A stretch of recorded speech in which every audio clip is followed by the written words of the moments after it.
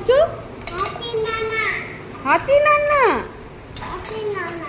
ওলে বাবালে, বলছো তো হাতি। আর তুমি কি খাও?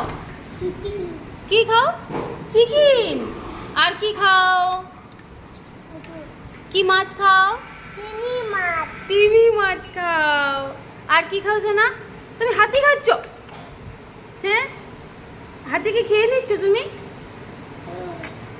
হি বাবা, রান্না করে হাতিকে খেয়ে নিচ্ছে আম্বু।